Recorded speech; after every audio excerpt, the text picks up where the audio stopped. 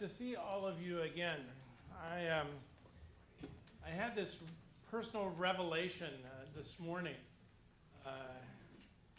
It's kind of a yeah, duh moment, but I've been gone a lot, and way more than normal. And I figured out that I am just completely out of routine. And so even when I'm here, it feels awkward, and I feel behind, and I feel disconnected, and all sorts of things. So hopefully when you come up and say hi to me, I have some personal connection with you. Last week, Wanda and I got up at we were up at 4 a.m. last Sunday. And to get ourselves down to the airport, we flew to San Diego last Sunday morning at 8 o'clock, got into San Diego about 9:30, because that afternoon we were going to a funeral of a dear friend of ours. We as a church have a connection to her on a couple of different levels. Our friend who passed away is Gayla Congdon. Gayla and her husband, Scott, were the founders of Amor Ministries. Amor Ministries is who, for years and years, all of the 30 years that I've been here, we have been connected to Amor Ministries. That's the group that we would partner with when we would take our youth group down into Mexico to build houses. You've heard us speak of that at times. It's pretty difficult to do that the same way nowadays with the changes at the border and so forth. So we haven't gone in a few years.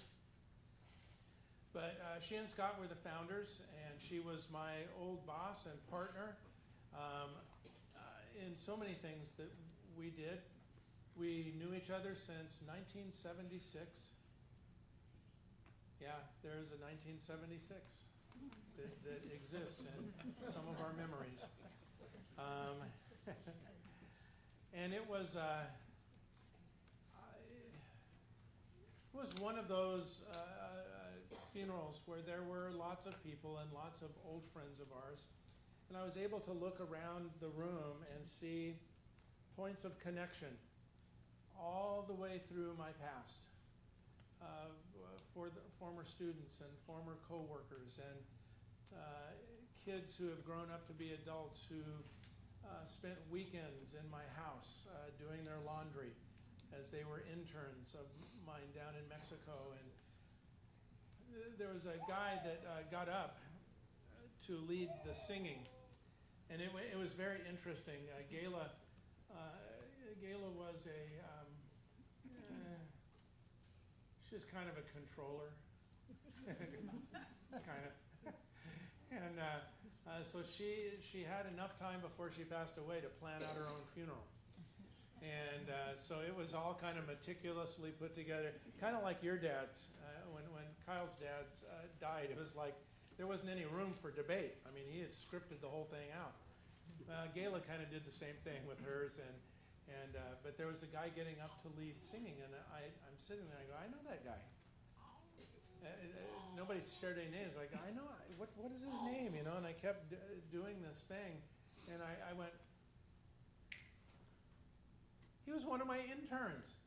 He spent weekends in my house back in 1991, and I'm looking at him and going, dude, you're gray. Why are you gray? That doesn't feel right. Oh, yeah. And he led songs. The songs that we sang at her funeral were all worship songs from the 1980s. We didn't sing anything new.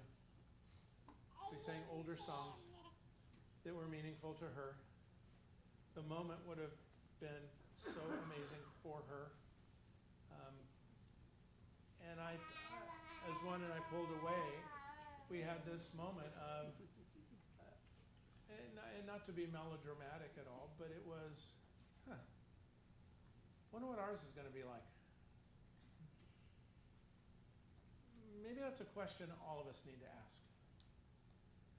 is, what is it going to be like? You know, when we did your dad's funeral, asked that question.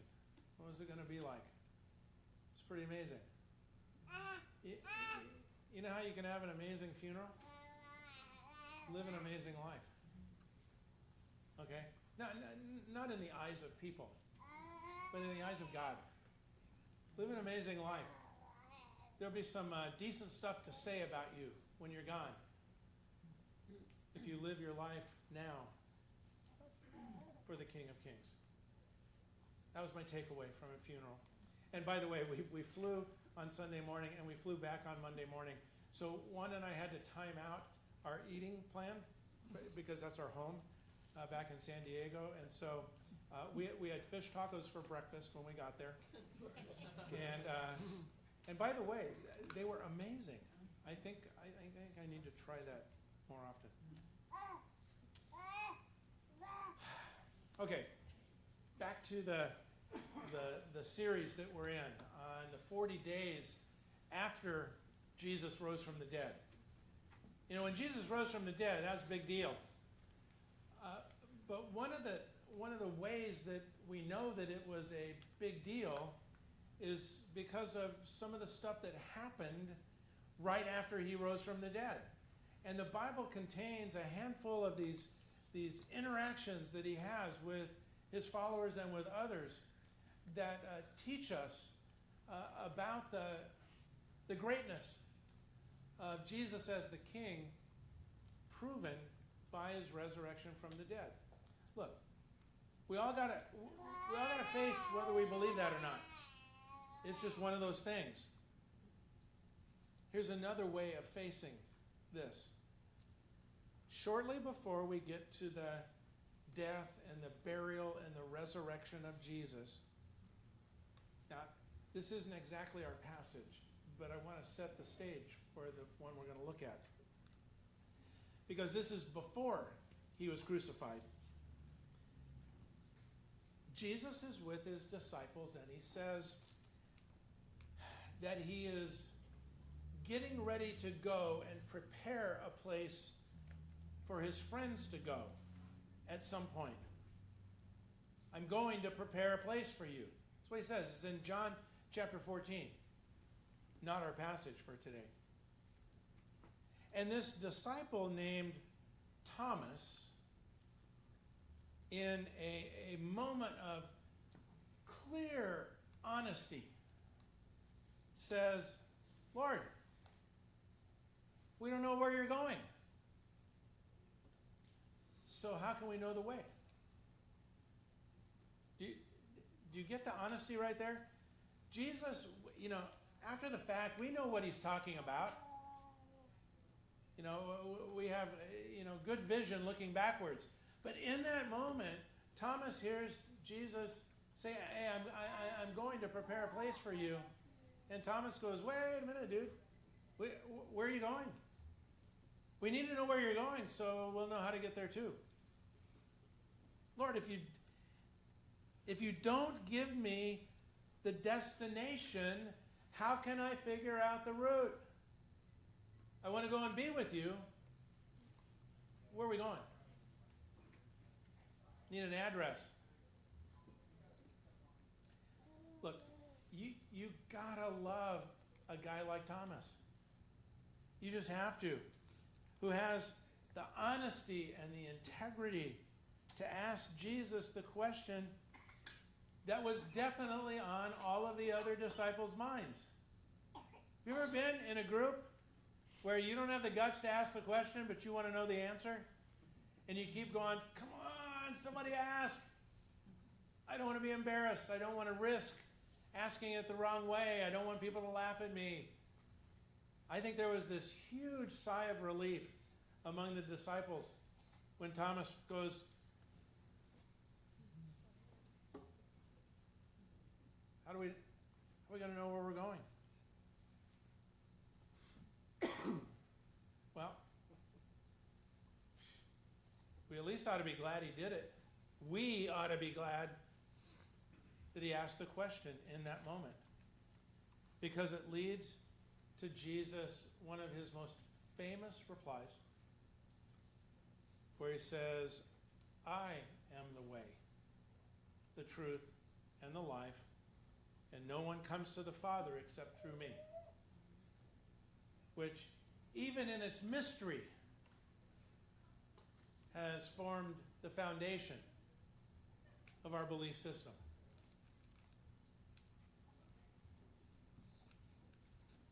Would we have heard those words without the questioning faith of Thomas? Okay, so before we look at Thomas's story after Jesus rose from the dead, I want you to jump into this story personally.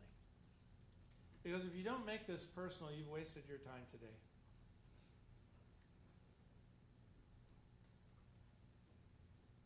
Let's be honest with each other. Not out loud, but you can do it in your head. I'll say the things for you. We all have doubts. We all do. Oh, I've been around people who have said to me, I don't have any doubts at all. I've lived a life of faith. I'm absolutely certain of everything.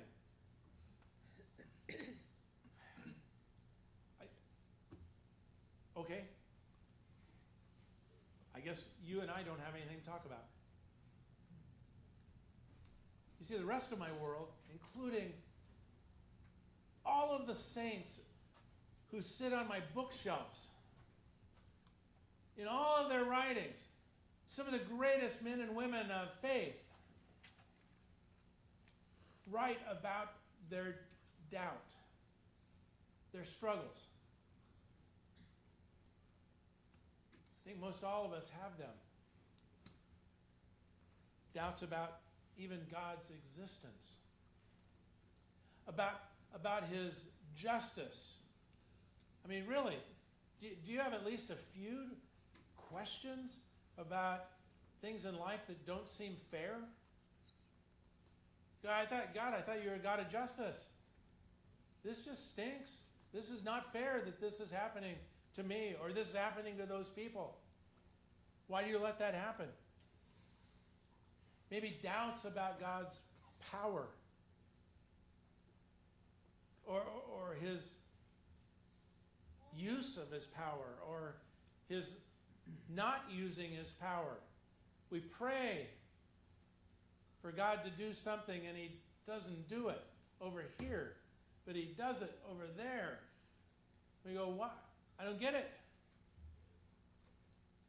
Why didn't I get the answer that those people got? Maybe questions about the Bible, about its authenticity, about its consistency or lack of. Questions that just pop up in our mind. Maybe even down to whether Jesus is the only way. Do you ever have some thoughts about that? You know, at 9 o'clock, I was in here telling a little bit about my recent trip to India. And I will tell you, I spent just as much time with Muslims and Hindus as I did Christians on this trip. You want to know something? Man, I met some of the most awesome Muslims. And Hindus that struggle at explaining their faith, but man, do they love. And I turn around and I look at God and I go, God, what is up with that? How do I make sense of that in my own mind? Okay, and the reason I tell you that is, that's me. I think it's a lot of us also. And I got to tell you, I am really glad the story of Thomas is in the Bible. I'm glad he's a character that we can look at. Maybe you have doubts like that today. Maybe you are afraid to express those doubts. Maybe you have tried to express doubts in a faith setting and you got shut down. Maybe your doubts have fueled your fire to grow deeper. I don't know. But what I do know is that we all dance with doubt. I did. I do. That's why this story means everything to me in the Bible. John chapter 20. It's a short passage, and it's not real complicated today. It says, on the evening of that first day of the week, when the disciples were together, with the doors locked for fear of the Jewish leaders, Jesus came and stood among them. He showed them his hands and his side. The evening of the first day of the week means the evening of the day that Jesus rose from the dead. That very evening. He goes to where the disciples have gathered in a room. Do you know why the door was shut? They were afraid. My guess is that room was full of doubt. You know, the doubt that says, what? I thought he was our leader. I thought he was the Messiah. I thought he was the one who was going to come and turn the world upside down, and that we'd make right all of these hundreds of years of slavery, and we're going to be done with Roman rule, and that guy Domitian is going to get what comes to him, and all of the stuff. And they're sitting in the room and going, the dream is dead. Our leader is dead. Can you imagine the amount of doubt and fear and sadness in that room? The door is shut. Fear that Jewish leaders are going to come and do the same thing to them.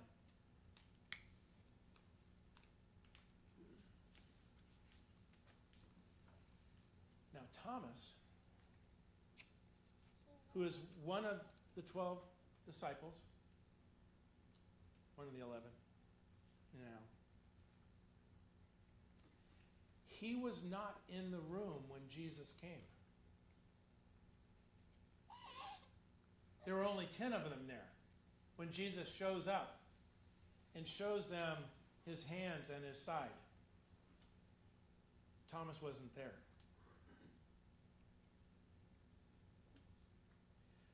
So the story goes like this. The other disciples see him at some point and go, We've seen Jesus. He is back. He is alive from the dead. The Bible says they spoke with great joy and conviction. They saw him. They saw the holes in his hands and where the spear went in his side.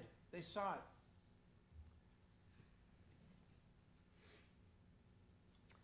But what's fascinating is it hasn't been that long since those other disciples had a whole lot of doubt. A whole lot of doubt. Here's kind of a sidebar commercial on this. You have heard the phrase doubting Thomas? Oh, you're doubting Thomas. You know, it's taken from the story here, is that doubt and Thomas have been linked together. I think the guy gets a bad rap. I think we've made some mistakes here. And so at least for today in this group, we're going to try to set the record straight a little bit. If you're going to call anybody doubting, you can say the doubting disciples. Okay, because they were all doubting. Thomas just gets singled out because he wasn't in the room to see Jesus alive from the dead. in the time that they were. So he's just doubting the same way they were a week later. He wasn't there. It wasn't until they had a personal encounter with the risen Christ that everything changed for them. Thomas was just next in line. He's just next in line. I want to tell you this. God is big enough to cope with your questions. We have a Bible filled with books like the book of Job and plenty of the Psalms where ancient Israel sang of its painful questions. And they even turn them into worship songs. You know, have you ever noticed the songs that we sing? We've always sung, they're happy songs. It's all the good stuff. Israel didn't do that. They had a great blend of good stuff and some really bad stuff that they like to sing about. I mean, you talk about a downer our church service could be if we sang like Israel. Maybe we ought to try that one Sunday. See what happens. If Thomas is an example to us, it's about church being a safe place for people with their questions. My home church was not a safe place to bring questions. I don't think anybody was ever shouted down or shamed if they had questions, but you learned early on not to ask them. Because if you asked those questions that were part of your doubt, you knew you were second class. You weren't like all those guys that stood up in the front and talked with great conviction. You know what I'm doing? You have no idea how people come to me and go, "Oh, I wish I had your faith." No, you don't. Some days it's miserable. Just like yours. All right? That's why Thomas, maybe my hero in the Bible.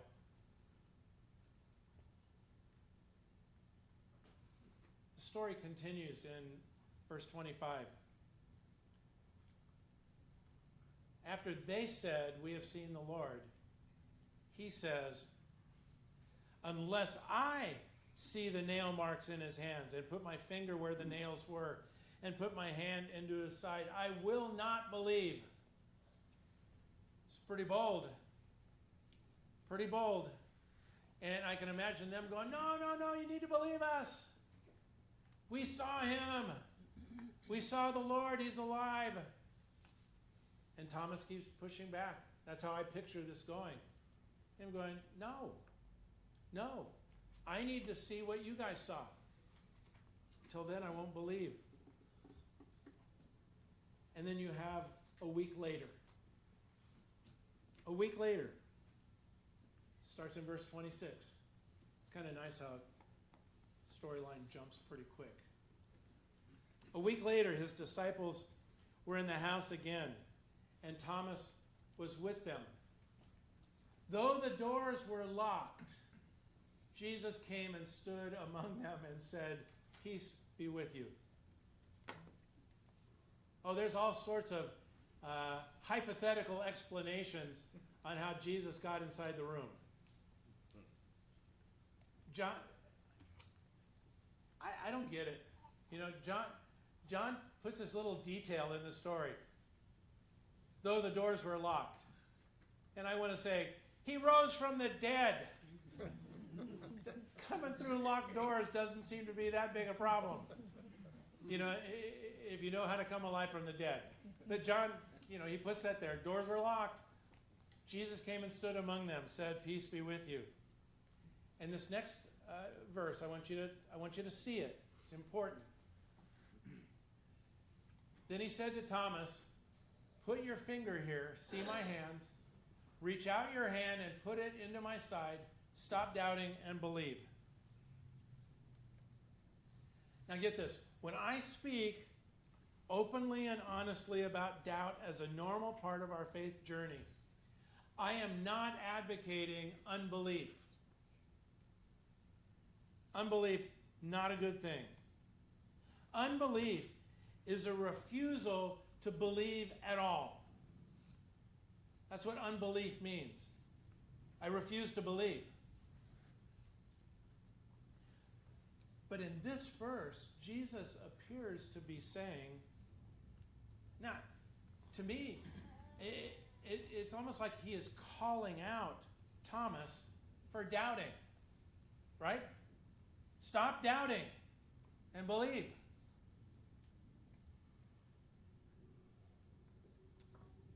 But that word right there that's translated doubting this is the New International Version, if you're following along. That's actually not the word for doubt. Do you remember the story of Jesus and Peter when Peter got out of the boat and walked on the water? Remember that one? There's a famous line in there where Jesus says, "O you of little faith, why did you doubt?" Remember that? That word doubt in that passage is not the same word as doubt here. They're completely different words in the original language.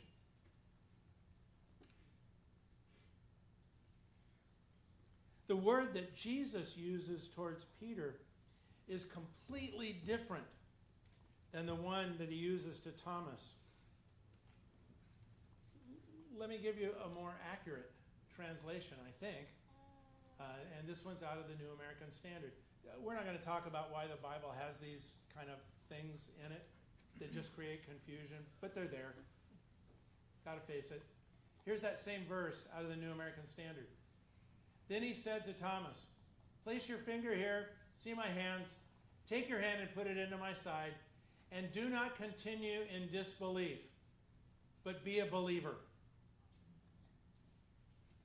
No mention of doubting. It says, do not continue in disbelief. Stop refusing to believe. No mention of doubt at all. I love this. I love this. Jesus looks at him and goes, be a believer. No mention of doubt. Be a believer. And it's also interesting that there's no record of him Thomas touching anything. I just thought that was interesting. He didn't need it. Now, there are a lot of lessons to this story. And we could pick out a whole bunch of different things that are important. Here's the one that I want you to take with you today. And I think it's the simplest one of all. It's the one that you can take action on today and for the rest of your life. When your faith begins to struggle and doubt begins to creep in, which I think is most of us, follow the example of Thomas.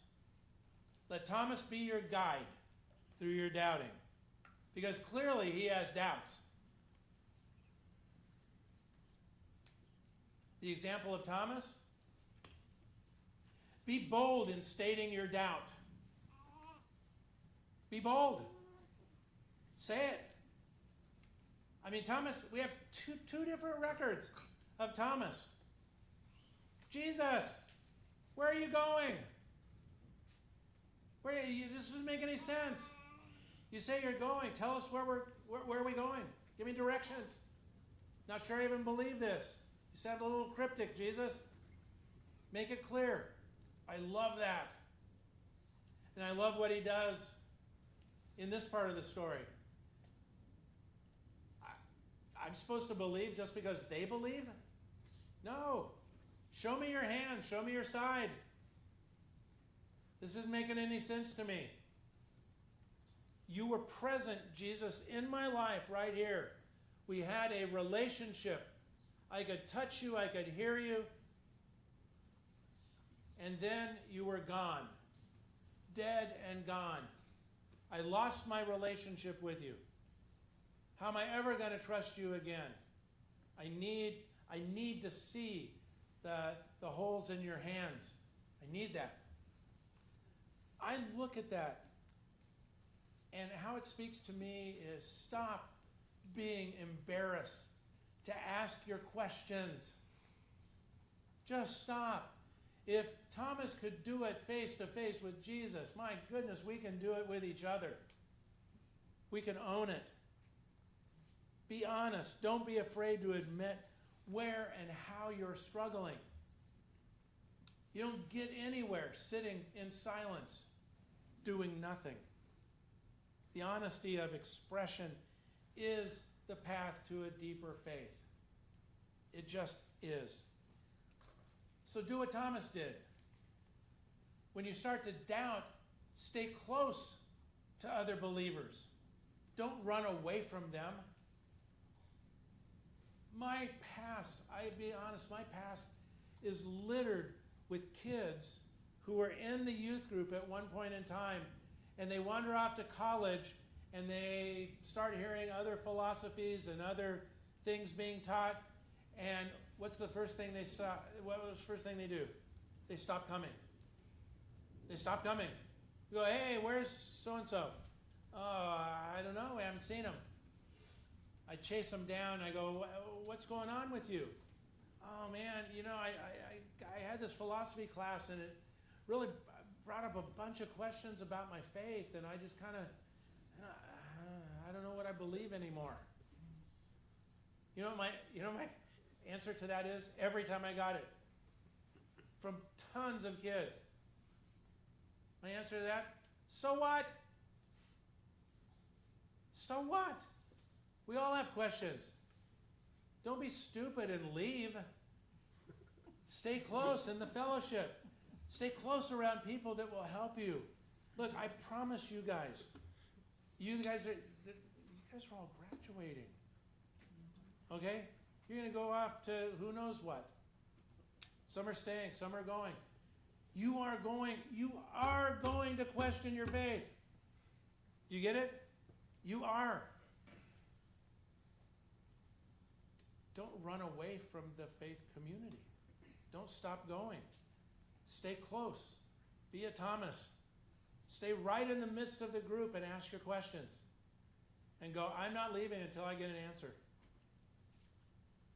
That's your responsibility. That's your responsibility to stay close. Let the faith of others teach you and inspire you when you have lost inspiration. That's how God, I believe, does his best work. So here we are. Come to the Lord's Supper. I'll say what I say every week. We are a family, we're a community of people that take communion every week. If you're not used to it, come back and join us next week because we'll do it again. And if you come 3 times in a row, we'll do it again on the third one. If you come 3 times in a row, you're part of us, so beware. Okay? We take communion every week. It doesn't have a lot of fanfare to it. No, it's a moment where you get a cup and you get some juice and you get some bread. They're stacked one on top of the other. Take both of them when they come by. And you get to remember. You get to remember. So remember this today. When we struggle in our faith, we are often tempted to say, it's not working anymore. My faith isn't working anymore. But here's some caution. Maybe it's not God who no longer works.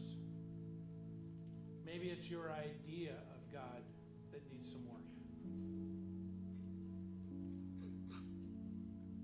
We are those who have not seen, yet we believe. We are people who live by faith, not by sight. Is your God big enough to handle your struggle, your doubts, your your fears, your unbelief. Join with others today who say yes. It will help. These guys are going to get up and they're going to pass the communion trays by you. If you would like, take a cup. They're stacked.